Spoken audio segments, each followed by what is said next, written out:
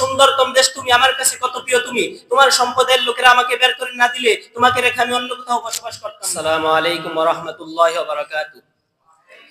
নাহমাদুহু ওয়া নুসাল্লি আলা রাসূলিহিল কারীম, আম্মা বাদ, ফাআউযু বিল্লাহি মিনাশ শাইতানির রাজীম, বিসমিল্লাহির রহমানির রহিম। ওয়ালাউ আন্না কাতাবনা আলাইহিম আন ইকতুলু আনফুসাকুম আও ইখরুজু মিন দিয়ারিকুম মা ফাআলুহু ইল্লা ক্বালিলুম মিনহুম। وقال رسول الله صلى الله عليه وسلم اللهم حبب إلينا المدينة كما حببت إلينا مكة وشد أو كما قال عليه الصلاة والسلام। অধ্যকার জামিয়া আরাবিয়া ইবতাদুল উলুম গনিপুর দাওরায়ে হাদিস মাদ্রাসা কর্তৃক আয়োজিত বাৎসরিক সেমিনারে সম্মানিত সভাপতি, বিজ্ঞ বিচারক, সদস্য পরিচালক, আমার সামনে উপবিষ্ট বাংলার প্রত্যন্ত অঞ্চল থেকে আগত এলপি পিপাসু ছাত্র ভাইরা সকলকে আমার অন্তঃস্থল থেকে জানাই সালাম ও মুবারকবাদ। এই উপস্থিতি, আজকে আমার আলোচ্য বিষয় হলো ইসলামী দেশপ্রেমের গুরুত্ব। এই বিষয়ে সময় সংক্ষিপ্ত পরিসরে কিছু আলোচনা করার চেষ্টা করব ইনশাআল্লাহ। এই উপস্থিতি, সুস্থ প্রকৃতির লোকদের কাছে স্বদেশপ্রেম অনেক মূল্যবান বিষয়। যেখানে তারা জন্ম নিয়েছে, স্বদেশের মাটিতে জীবন কাটিয়েছে, আল্লাহর দেওয়া দেশের সম্পদ ভান্ডার থেকে আহার জুগিয়েছে, দেশপ্রেম ও মাতৃভূমির ভালোবাসা মানুষের আত্মপ্রেমের সঙ্গে যুক্ত। পবিত্র কুরআনের বর্ণনায় বিষয়টি সুস্পষ্টভাবে প্রতীয়মান হয়। আল্লাহ তাআলা পবিত্র কুরআনুল কারীমে সূরা নিসার 66 নম্বর আয়াতে বলেন, ওয়ালাউ আন্না কাতাবনা আলাইহিম আন ইকতুলু আনফুসাকুম আও ইখরুজু মিন দিয়ারিকুম মা ফাআলুহু ইল্লা ক্বালিলুম মিনহুম। অর্থাৎ আমি তাদের উপর যদি ফরজ করে দিতাম যে তোমরা নিজেদের হত্যা করো অথবা আপনকে হত্যা করো, তাহলে তাদের অল্প সংখ্যক এটি করত। প্রিয় উপস্থিতি, দেশপ্রেম ও মাতৃভূমির ভালোবাসার প্রেক্ষাপটে নবী আকরাম সাল্লাল্লাহু আলাইহি ওয়াসাল্লাম বেদনার্তরিত একাতর কণ্ঠে পবিত্র মক্কা নগরীকে সম্বোধন করে বলেন, কত সুন্দরতম দেশ তুমি, আমার কাছে কত প্রিয় তুমি, তোমার সম্পদের লোকেরা আমাকে বের করে না দিলে তোমাকে রেখে আমি অন্য কোথাও বসবাস করতাম না।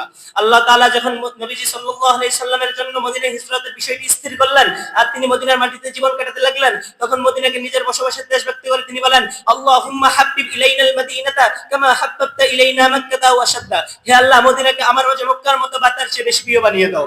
প্রিয় উপস্থিতি, নবী রাসূলের পর আল্লাহ সৃষ্টির সবচেয়ে শ্রেষ্ঠ দল হলো সাহাবায়ে কেরাম।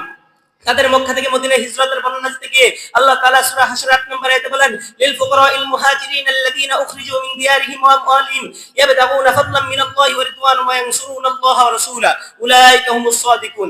এই সম্পদ অভাবগ্রস্ত মুহাজিরদের জন্য, যারা নিজের ঘরবাড়ি ও সম্পদ থেকে উৎখাত হয়েছে, তারা আল্লাহর অনুগ্রহ ও সন্তুষ্টি কামনা করে, তারা আল্লাহ ও তার রাসূলের সাহায্য করে, তারাই তো সত্যবাদী। প্রিয় উপস্থিতি, বান্দার প্রতি আল্লাহর অন্যতম বড় নিয়ামত ও অনুগ্রহ হলো নিজ দেশে পরিবার পরিজন সহ আল্লাহর আনুগত্য ও ইবাদত করে নিরাপদে অবস্থান করতে পারা। প্রিয় উপস্থিতি, ইসলামের দেশের প্রতি ভালোবাসার অর্থ হলো মহৎ মূল্যবোধ ও পরিশুদ্ধ মূলনীতি মেনে চলা।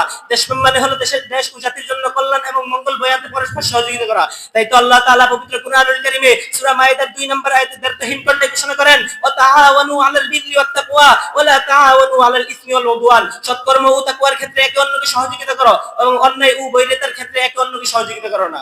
প্রিয় উপস্থিতি, দেশপ্রেমের আবেদন হলো আল্লাহর এই কথায় সাক্ষ্য দিয়ে প্রত্যেক ব্যক্তি তার দেশে নিজ ভাইদের সঙ্গে সৌহার্দ্য, সম্প্রীতি, সহানুভূতি ও মমতা প্রদর্শন করে বসবাস করবে। নবী সাল্লাল্লাহু আলাইহি ওয়াসাল্লামের এই বাণীর প্রতি তারা সাক্ষ্য দিবে। তিনি বলেন, পরস্পর সম্প্রীতি, মায়া, মমতা ও সৌহার্দ্যের ক্ষেত্রে মুমিনরা একটি দেহের মতো। যদি তার একটি অঙ্গ আক্রান্ত হয়, পুরো দেহ তার উত্তাপ অনিদ্রা অনুভব করে সাড়া দিবে। এই অবস্থিতি, এই ভালোবাসা একে অন্যকে সৎকর্ম ও তাকওয়ার উপদেশ দিতে উদ্বুদ্ধ করে, যাতে দেশের কল্যাণ হয়, যাতে দেশ বিপ্লব হয়, সেই বিষয়ে একে অন্যকে নির্দেশনা দিবে। আল্লাহ তাআলা পবিত্র কুরআনুল কারীমে বলেন, ওয়াল আসর ইন্নাল ইনসানা লাফী খুসর ইল্লাল্লাযীনা আমানু ওয়া আমিলুস সালিহাতি ওয়া তাওয়াসাউ বিল হাক্কি ওয়া তাওয়াসাউ বিস সবর। আল্লাহর শপথ, সব মানুষ ক্ষতির মধ্যে রয়েছে, তবে তারা ছাড়া যারা ঈমান এনেছে এবং সৎকর্ম করেছে, যারা এবং পরস্পর সত্যের উপদেশ দিয়েছে এবং ধৈর্যের নির্দেশনা দিয়েছে। এই উপস্থিতি, নবীজি সাল্লাল্লাহু আলাইহি সাল্লাম ইরশাদ করেন, দিন হলো কল্যাণকামী তার নাম তিনি একথা তিনবার বলেন। তখন সাহাবায়ে কেরাম বললেন, হে আল্লাহর রাসূল, কার জন্য? তিনি বলেন, আল্লাহ তার কিতাব, মুসলমানদের নেতা এবং সাধারণ লোকের জন্য। মুহতারাম হাজিরিন, তাই আমরা বলতে চাই, যারা দেশপ্রেম নামে দুর্নীতিতে বারবার চ্যাম্পিয়ন হয়, যারা দেশের খেয়ে দেশের পরে দেশের সম্পদ চুরি করে, যারা বিদেশিদের কাছে দেশকে বিক্রি করে ষড়যন্ত্র করে, এরা দেশের শত্রু, মানবতার শত্রু, ইসলাম ও মুসলমানদের শত্রু। খোদার কসম, কোশ্চিন কালো এদের প্রেম দেশপ্রেম হতে পারে না। সংগ্রামী বন্ধুগণ, আজকে যারা দেশপ্রেম দেখিয়ে বড় বড় কথা বলে, দেশপ্রেম নামে খুন, হত্যা, গুম, হামলা, মামলা, দমন, নির্যাতন চালিয়ে শান্ত দেশকে অশান্ত করে তুলছে, তাদেরকে হুঁশিয়ার করে বলতে চাই, বাংলার এই জমিন হযরত শাহজালালের জমিন, এই জমিন শামসুল হক ফরিদপুরের জমিন, এই জমিনে ঘুমিয়ে আছেন ফখরে বাঙ্গাল মাওলানা তাজুল ইসলাম রাহমাতুল্লাহি আলাইহি, এই জমিনে এখনো ঘুমিয়ে আছেন হাফিজ জুসুর রাহমাতুল্লাহি আলাইহি আর সৈয়দ ফজলুল করিম রাহমাতুল্লাহি আলাইহির মতো সিন্দাওলিরা। আমাদের শিরা ও বশিরা এখনো শাইখুল হাদিস আর মুফতি আমিনের মতো জাওয়াজদের রক্ত প্রবাহমান।